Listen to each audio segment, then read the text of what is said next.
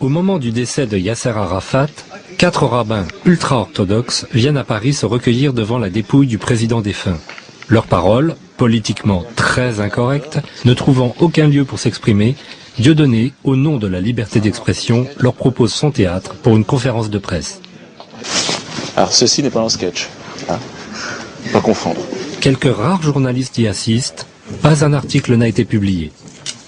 Nous avons le plaisir d'accueillir ici 4 rabbins extraordinaires qui représentent le mouvement Naturei Carta, les protecteurs de la cité, qui sont radicalement antisionistes et qui ont tout de suite accepté l'invitation de venir ici dans le théâtre de Dieudonné parce qu'ils savent que dans le monde entier, on essaye d'empêcher les gens de réfléchir et d'agir selon leur intuition, leur bonté, leur qualité spirituelle, en les accablant sous les accusations d'antisémitisme. Donc même sans connaître Dieudonné, ils étaient persuadés que c'était une accusation infondée.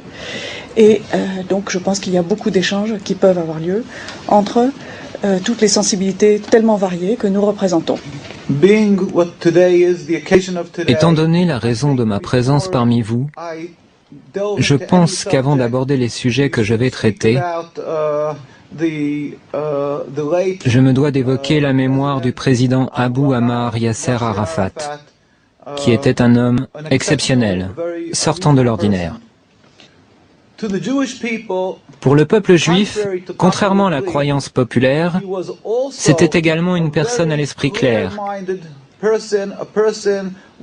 Il avait une vision de l'avenir, une compréhension très profonde de ce qu'est vraiment le judaïsme et de ce qu'est le sionisme.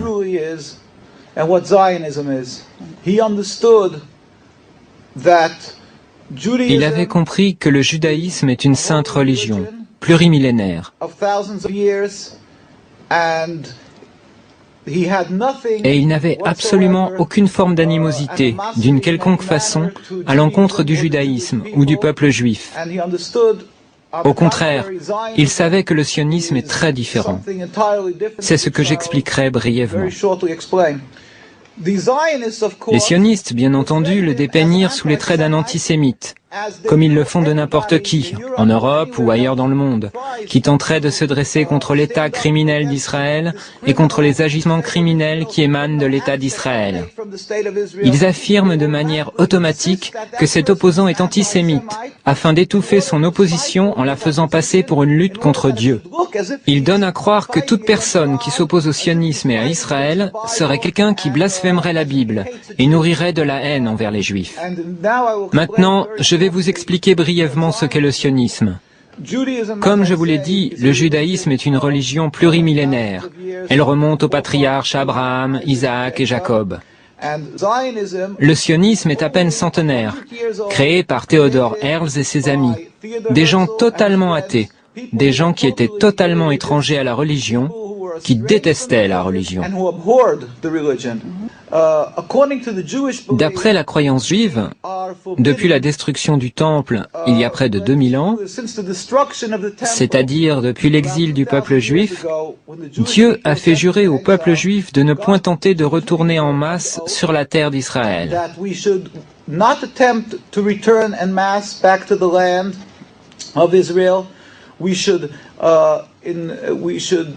Nous ne devrions jamais nous rebeller contre une quelconque nation.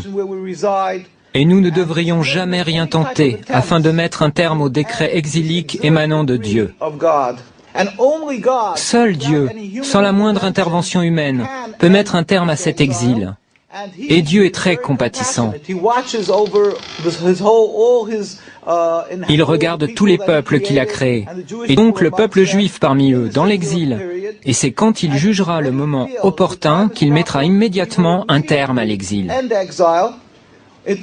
Il se produira alors une révolution métaphysique dans le monde.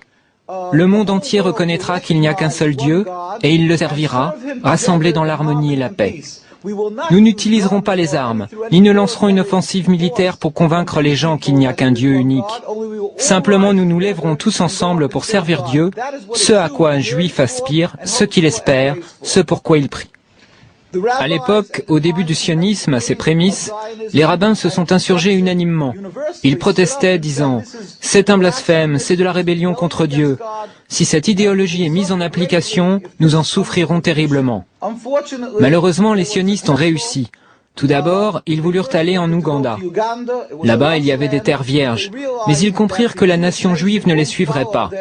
Aussi se jouèrent-ils et abusèrent-ils des espoirs et des aspirations que pouvait entretenir tout juif à retourner à Jérusalem. Et ils leur dirent, « Nous sommes en train de vivre les prémices de la rédemption. Viens, suis-nous. Retournons ensemble sur la terre d'Israël. » S'appuyant sur l'ignorance des multitudes non-juives dans le monde entier, ils abusèrent de leur compassion, escomptant qu'elle prendrait pour argent comptant ce que dit la Bible, à savoir que cette terre appartient aux Juifs, et diraient qu'on leur donne la terre. Ils ont utilisé ces sentiments afin de poursuivre leur entreprise, de marquer des points sur le terrain, dans l'objectif de s'accaparer la Palestine. La Palestine était un pays peuplé d'êtres humains, les Palestiniens, c'est-à-dire les Arabes habitant cette contrée, ainsi que des Juifs orthodoxes qui craignent Dieu.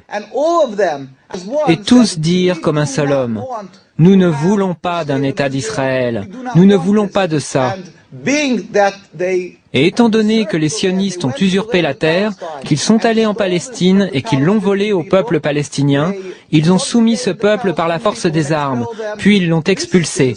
C'est là une seconde grande tragédie, une transgression, une rébellion contre Dieu, un agissement criminel contre Dieu. Et tous les rabbins étaient contre ces exactions.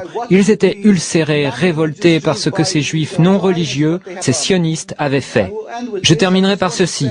Je tiens à dire simplement que les sionistes, bien loin d'être les protecteurs des juifs et les garants d'un havre de sécurité pour eux, sont en réalité les principaux responsables de l'antisémitisme dans l'ensemble du monde. Là où l'antisémitisme n'existe pas, les sionistes le fabriquent. Ils sont les principaux responsables des dissensions et de la haine envers les juifs dans le monde entier. Nous prions. Nous demandons à tout le monde de prier pour la liberté de la Palestine et pour la venue du jour où la gloire de Dieu sera révélée au monde entier et où nous pourrons tous le servir dans la paix et l'harmonie dans un futur proche. Amen. Thank you.